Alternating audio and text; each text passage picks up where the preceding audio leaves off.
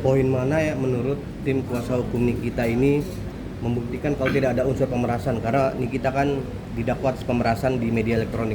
Poin mana yang dibuktikan dari tim kuasa hukum kalau tidak ada pemerasan? Diperjelas lagi, Dok. Jadi gini, ya jadi makna pasal 27B itu karena dia ada poinnya. Pasal 27A huruf B, ya. Huruf B itu kalimatnya saya kurang ini, tapi kira-kira begini kalimatnya. Ya, dengan barang siapa dengan sengaja melakukan pelanggaran terhadap informasi elektronik, mendistribusikan atau mentransmisikan dengan tujuan untuk mendapat keuntungan gitu. Nah, ini penting. Kenapa? Karena pemerasan itu masuk kalau di pasal 27B dengan tujuan mendapat keuntungan. Hakim sendiri sudah mempertimbangkan dalam putusan itu bahwa Mail ini 1 rupiah pun tidak pernah mendapat uang. 1 perak. Mail tidak mendapat keuntungan apapun dari apa yang dituduhkan. Bahkan hakim sendiri bilang dalam putusannya bahwa Ismail Marzuki dalam rangka melakukan perbuatannya itu tidak mendapat apapun dari objek uang yang 4 miliar itu. Lalu pertanyaannya, bagaimana orang dibilang melakukan pemerasan sementara uangnya sama sekali tidak ada sama dia? Nah, itulah yang kami bilang unsur yang paling penting di situ adalah ancaman melakukan pencemaran atau ancaman membuka rahasia. Poin B-nya untuk tujuan mendapat keuntungan. Maka masuklah itu kalimat-kalimat pemerasan itu. Tujuannya adalah untuk mendapat keuntungan baik uang, harta benda atau menghapuskan piutang. Nah, semua ini tidak terpenuhi. Tidak mendapat uang, tidak mendapat harta, tidak ada utangnya, tidak pernah dihapuskan dengan kalimat 3 tadi itu. Lalu yang menjadi dasar pemidanaan terhadap Mail ini sebenarnya apa? Gitu. Dan kami bilang sampai hari ini pencemarannya apa? Kalau kalimat just info Kaniki mau speak up, kalimat oh ya dok sudah pegang semua produknya, nempel-nempel stiker, kalimat bisa hancur dan segala macam itu, apakah itu bisa dimaknai sebagai sebuah ancaman melakukan pencemaran atau ancaman akan membuka rahasia? Itu dulu, baru nanti kemudian masuk ke unsur untuk dengan tujuan untuk mendapatkan keuntungan. Ini saja tidak terpenuhi, apalagi dengan fakta bahwa Mail itu sama sekali tidak pernah menerima 1 rupiah pun dari hasil yang dituduhkan itu. Gitu. Itu yang paling krusial sih sebetulnya. Mungkin Bang Gali, Pak Andi atau Bang Saruli mau menambahkan terkait benar gak sih kalau ada bantahan nggak kalau tidak ada pernah kolaborasi antara Mail dengan Nikita untuk pemerasan ini? Mungkin pembuktiannya seperti apa sih penjelasannya? Ya, begini ya. Sebenarnya apa yang disampaikan Pak Usman tadi itu sebenarnya sudah cukup ya dan sangat jelas sekali. Namun sedikit saya tambahkan ya bahwa dalam suatu perbuatan pidana itu ada namanya unsur subjektif, ada namanya unsur objektif. Ya, unsur objektif ini adalah tindakan. Ya, tindakan seperti tadi apa-apa yang disampaikan Mail, kedekatan dengan 2017 dan lain sebagainya. Ya. Nah, kemudian di situ ada niat. Niat itu yang berkaitan memang tujuannya untuk mendapatkan keuntungan. Nah, seperti tadi apa yang disampaikan Pak Usman bahwa memang sama sekali tidak mendapatkan keuntungan. Artinya apa? Unsur pasal itulah tidak terpenuhi, itu satu ya. Dan kedua, nah terkait kalimat atau narasi kedekatan dengan waria tubles, pertanyaannya apakah waria tubles ini adalah merupakan suatu rahasia, ya?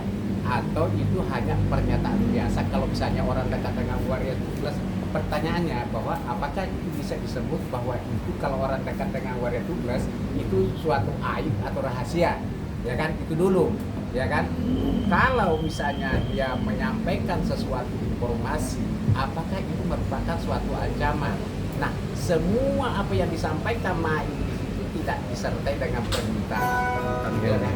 Tidak pernah dia melakukan permintaan. Bagaimana mau dikatakan bahwa di situ ada ancaman untuk, ya kan, mendapatkan keuntungan? Dan faktanya dalam putusan hakim juga seperti disampaikan Pak Usman tadi bahwa memang itu tidak sepeser pun tidak mendapatkan keuntungan. Nah, terus bagaimana dengan syarat pemidanaan ini? Ya kan? Bahwa satu pasal itu harus semua unsurnya terpenuhi. Ya kan? Ketika salah satu unsur tidak terpenuhi, maka perbuatan itu adalah perbuatan pidana. Kalau itu perbuatan pidana, terus apa akibat hukumnya? Maka seharusnya dilepaskan atau dibebaskan.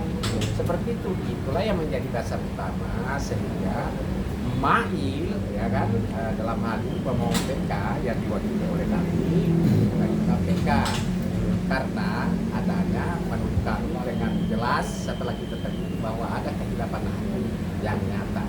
Itu aja dari saya mungkin. Ada tambahan? Seperti apa untuk apa terakhir deh mungkin untuk membuktikan nyatakan kalau kekhilafan hakim itu nyata, apa upaya dari tim kuasa hukum Nikita Mirzani ini? Begini, kalau masalah pembuktian itu sebenarnya ya pertama-tama ya itu sebenarnya sudah diurai di pengadilan negeri ya, sudah disampaikan dengan jelas ya kan, bukti itu patah-patah itu sudah menjadi perdebatan. Nah kalau untuk sekarang ini ya kan, untuk membuktikan itu maka kita akan menghadirkan ahli untuk menjelaskan bahwa apakah misalnya perbuatan seperti ini adalah masuk salah satu unsur apa tidak. Contoh misalnya kedekatan dengan waria tubles ini, apakah ini merupakan satu rahasia ataukah hal yang biasa saja di umum. Kalau misalnya si A dekat sama si B, dekat waria tubles, apakah itu merupakan aib atau rahasia. Nah kalau itu bukan aib atau bukan itu rahasia, tentunya tidak menimbulkan akibat ketakutan. Nah saya pikir begini juga ya, karena kita ini kan kalau ahli hukum itu kan memang kan diharapkan berpikir secara kritis ya kan, harus berpikir kritis. Nah artinya apa? Nah kalau kita melihat ya, kalau kita melihat bahwa yang namanya ancaman harus nyata dan pasti dan menimbulkan rasa ketakutan luar biasa kepada korban. Nah, kita lihat bersama, kalau misalnya hanya dikatakan bahwa mau speed up kedekatan saudara dengan waria tubles, apa namanya waria tubles, ya kan? Seperti itu. Apakah itu menimbulkan rasa takut yang luar biasa? Kan itu kan bukan merupakan suatu aib, ya kira-kira gitu ya. Seperti itu. Berarti terakhir ini membuktikan tidak ada kolaborasi antara Mail dan Nikita untuk memeras Reza Gladys ya? Jelas sangat tidak ada, ya kan? Karena ada pun uang itu berpindah dapat dibuktikan juga bahwa memang itu adalah hasil kesepakatan, tidak ada pemaksaan. Nah, ketika si Reza mengatakan bahwa gimana Mail, ya kan? Akhirnya disitulah terjadi kesepakatan, tidak ada pemaksaan. Masa ada kesepakatan diingatkan setahun lagi mau diperas lagi kan lucu, ya kan? Kalau orang yang waras otaknya, ya kan? Kalau enggak ya enggak tahu, mungkin aja berpendapat seperti itu, kayak gitu ya. Bangga.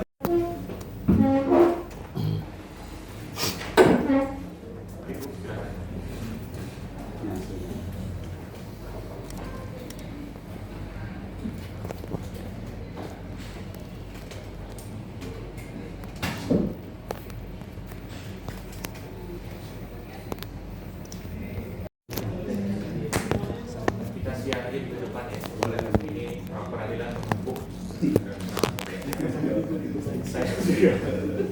Jadi mohon dimaklumi saja ya. Saya akan berusaha mengatur supaya itu berbeda. Tapi kalau ternyata ada hal-hal yang di luar kemampuan, ya kita sama-sama maklumi saja.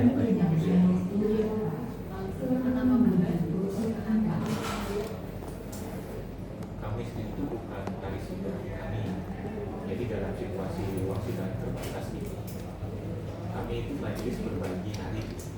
Majelis itu dapatnya hari Senin ya, dapatnya Selasa, Kamis dan Jumat. Jadi masa basi. Kalau semua hari sudah dipakai, luar biasa produknya. Tetap dulu Jumat ya, tetap dulu Jumat, tapi nanti siang pukul 1 setelah sholat Jumat. Ya, ada yang mau disampaikan sebelum saya tutup? Nanti kami akan layangkan panggilan, tapi ini yang saya hargai kehadiran saudara. Nanti silakan datang ya, panggilan akan sampai juga. Sudah selesai dari